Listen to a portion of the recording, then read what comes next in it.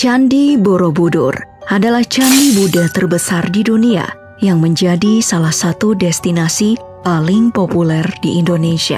Terletak di Magelang, Jawa Tengah, candi yang dibangun sejak abad ke-8, Candi Borobudur, ternyata menyimpan berbagai misteri yang belum terpecahkan. Malam ini, aku akan menceritakan padamu segala perihal tentang berbagai misteri mengenai Candi Borobudur.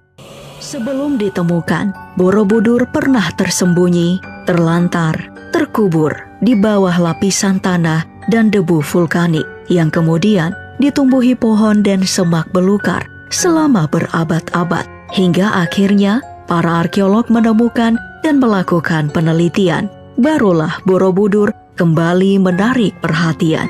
Berawal dari usainya Perang Inggris-Belanda dalam memperebutkan Pulau Jawa dan dimenangkan oleh Inggris, Thomas Stamford Raffles kala itu ditunjuk sebagai gubernur jenderal, memang memiliki minat istimewa terhadap sejarah Jawa. Begitu mendengar adanya sebuah monumen besar jauh di dalam hutan dekat desa Bumi Segoro, ia segera memerintahkan bawahannya untuk melakukan penelitian. Dan hanya dalam 2 bulan, H.C. Cornelius, seorang insinyur Belanda beserta 200 warga, menebang pepohonan dan semak belukar yang tumbuh di Bukit Borobudur dan membersihkan lapisan tanah yang mengubur candi ini pada tahun 1814. Penelitian dan pembangunan kembali terus berlanjut hingga pada tahun 1835. Akhirnya, seluruh bagian bangunan telah tergali dan terlihat. Banyak perdebatan mengenai Borobudur, termasuk hipotesis candi dibangun di atas sebuah danau purba yang mengering. Hingga saat ini, pembangunan Candi Borobudur masih menjadi misteri. Berdasarkan aksara yang tertulis, pembangunan Candi Borobudur diperkirakan dilakukan antara abad ke-8 dan ke-9 pada masa pemerintahan Raja Samaratungga yang menunjuk Gunadarma sebagai arsiteknya. Butuh waktu 75 hingga 100 tahun untuk bisa menyelesaikan candi seluas 123 kali 123 meter persegi ini. Misteri tentang bagaimana Gunadarma mampu mewujudkan ide pembangunan Borobudur hingga kini masih menjadi teka-teki.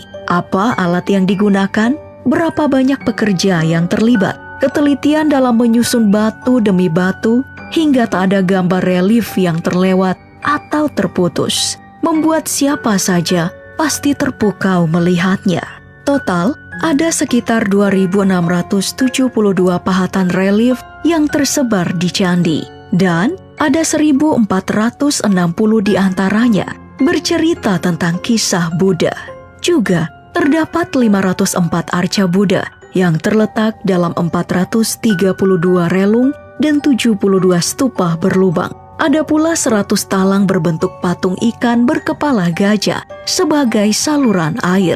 Candi Borobudur terdiri dari 2 juta balok batu vulkanik yang terpahat dengan baik. Masing-masing balok saling mengunci, sehingga candi tetap kokoh sampai sekarang. Sungguh teknologi canggih yang misterius, bukan? Lantas, siapakah yang memberi nama Borobudur? Apakah Raja Syailendra atau Gunadarma? Hanya ada semacam petunjuk yang mengarah kepada sebuah tempat pemujaan, sebuah gunung, atau tempat yang tinggi yang disebut Wihara di Budur. Misteri lainnya adalah bagaimana bisa Gunadarma pada masanya sudah bisa menentukan arah tepat terbit matahari di ufuk timur. Ada 2 masa matahari benar-benar terbit dari timur dalam setahun, yaitu pada tanggal 20 sampai 21 Maret dan 22 hingga 23 September.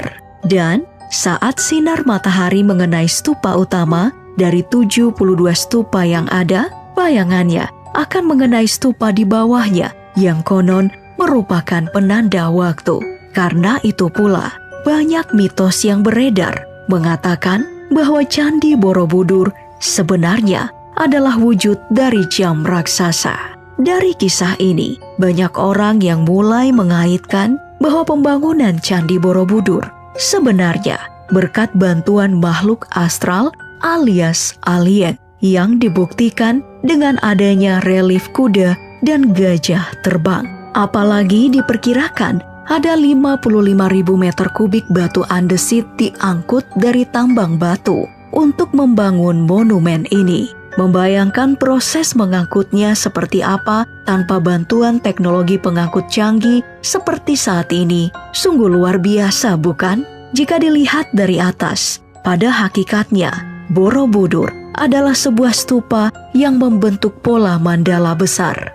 Pola rumit yang tersusun atas bujur sangkar dan lingkaran konsentris ini melambangkan kosmos atau alam semesta yang lazim ditemukan dalam Buddha, aliran Vajrayana Mahayana.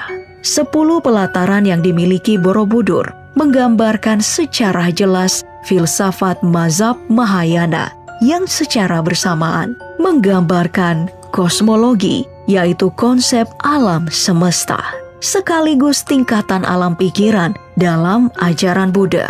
Bangunan ini memiliki 9 teras, 6 teras terbawah berbentuk bujur sangkar, dan 3 teras teratas berbentuk lingkaran. Setelah Candi Borobudur rampung, dengan segera kabarnya mendunia hingga dinobatkan sebagai salah satu warisan dunia oleh UNESCO di tahun 1991.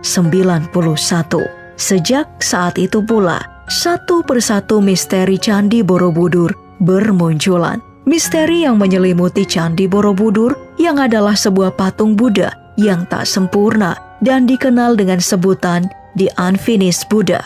Asal-usul patung ini tidak diketahui, tetapi pernah disebutkan bahwa patung ini dulunya berada di bawah sebuah pohon di samping Candi Borobudur.